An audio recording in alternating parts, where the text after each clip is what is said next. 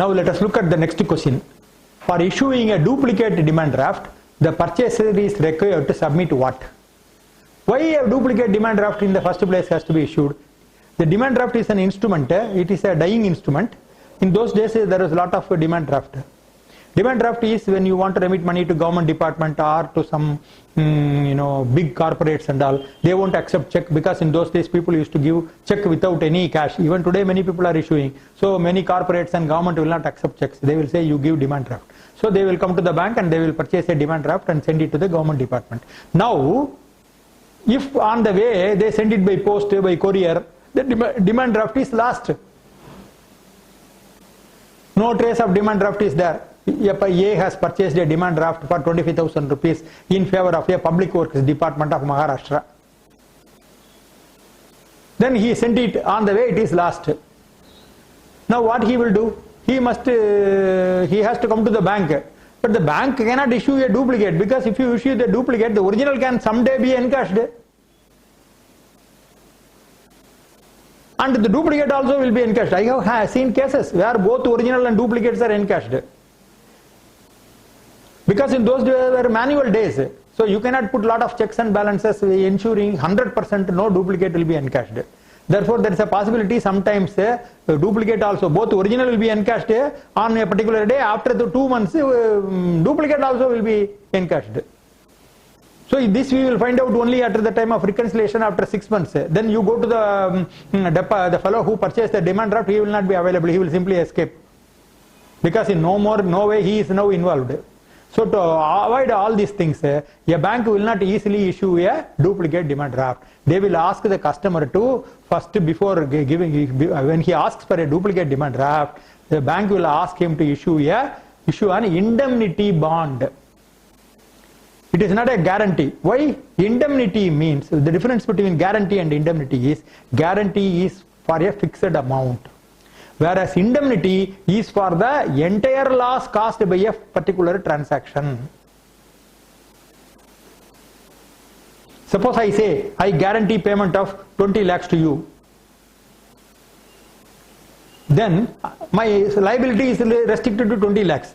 On the other hand, I say, I indemnify you against any loss that may be caused because you are buying my cement. Something like that I agree. Then you buy cement only for 20 lakhs. The loss is not limited to 20 lakhs. The loss is unlimited. Because suppose I by building a building using this cement, after building 10 floors the building falls. Then I have purchased this cement from you only 20 lakhs. But you should indemnify me for the entire loss. So that is the difference between indemnity and guarantee. So a banker will ask an indemnity bond to be signed by the customer who purchased the demand draft in the first place. Only after getting an indemnity bond, the bank will issue duplicate demand draft after ensuring that the original is not encashed. So the answer to this question is 3, indemnity bond. This indemnity bond will help the bank if by any mistake there is a double payment of the same DD. In which case you can rely on the indemnity bond and collect the money from the customer. The next question is, the relationship between the hirer of a locker and the banker is that of what?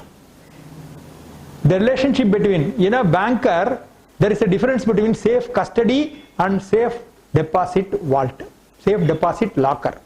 Safe custody is where a banker physically receives the goods himself, the packet said to contain the goods. Suppose you have some valuable, a very important home document, house document, anything, any valuable. So you will put it in a sealed cover and go to your bank and say, sir, please accept it for safe custody. Bank will accept it for safe custody and give you a receipt said to contain. The receipt will say, Mr. Ashok Chabra has deposited a sealed packet said to contain the housing loan original, his house's original documents. And the bank will sign the receipt and hand it over, the safe custody receipt, to Mr. Ashok Chabra. And Ashok Chabra has to keep this very carefully. And after 2 years or 3 years, when he wants the document back, he will come to the bank, produce the original safe custody receipt. The bank will receive the original safe custody receipt, hand over the sealed cover to him so that he can make use of the document. This is safe custody receipt. Very clear. Please read the name very carefully. Safe custody receipt. A receipt is issued by the bank. It is given for safe custody to the bank. The bank accepts it for safe custody. This is safe custody. On the other hand, safe deposit locker. This business of safe custody is dwindling over the years. It has almost become non-existing. No bank is accepting safe custody today. If you go and ask a bank, please accept safe custody, no, we don't accept, because it is a very onerous responsibility on the part of the bank. Now, some people give articles for safe custody, they don't come up, they don't turn up. What do you do with the articles? Year after year, the banker has to account for it and keep it, and nobody is there to pay. Sometimes the fellow who gave for safe custody dies, and he changes his address. We don't know where he is. What to do with the safe custody article? Bank is bank can do nothing. If you cannot trace the fellow who gave you the article in the first place, the bank has to still keep it safe. Now you will be surprised to know, State Bank of India head office in Bombay is still holding one John. Some John had deposited 2 boxes in 1912 or something like that for safe custody. It was received by State Bank of India. Now nobody knows where is that John. We have got independence. Now another 60 years have gone. Still State Bank of India is keeping those 2 boxes, not knowing what to do. So this safe custody is a very onerous and dangerous responsibility on the bank. Therefore, the banks have almost stopped accepting safe custody. Only very rare cases, like university giving examination paper for safe custody overnight. In those cases, to help the customer and in public interest, bank is accepting those responsibilities.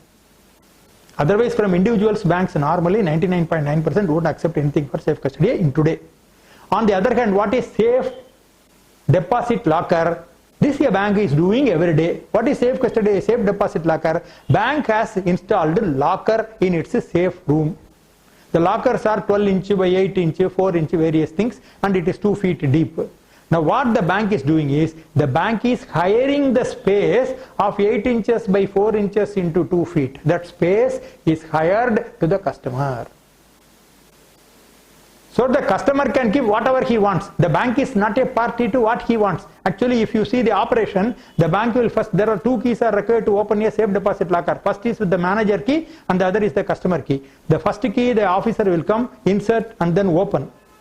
And the second key, the customer has to insert and open. Before the safe deposit locker is opened, the officer will leave. He will not be a party to what you keep, what you take. It is your responsibility, because we have only hired the space. The bank is not in any way responsible for what is inside. So, in the case of a safe deposit locker, the relationship between a banker, a hirer and a banker is that of lessee and lessor. Bank is a lessor because it has leased that space to the customer who is the lessee. So the correct answer to the question is lessee and lessor.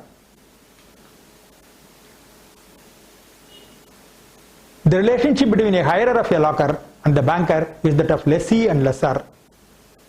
As a locker is given on lease or hire to a customer, banker becomes a lessor and customer the lessee. The next question is, banker is presented 3 checks drawn on an account for different amounts. How the bank will make payment of the checks? Suppose 3 checks come simultaneously. They are coming in, one person is presenting now, another two checks are presented by another fellow.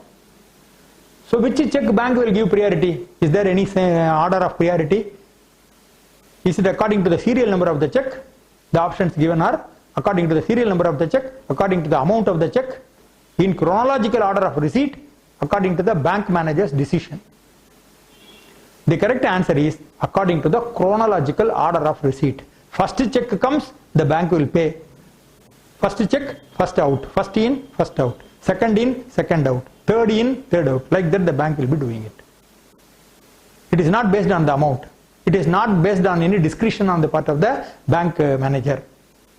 It is not based on the check number. It is first come, first out. That is the basis on which banks will be paying if a series of checks are given to the bank for payment. Payment of the checks will be made as first come, first served basis.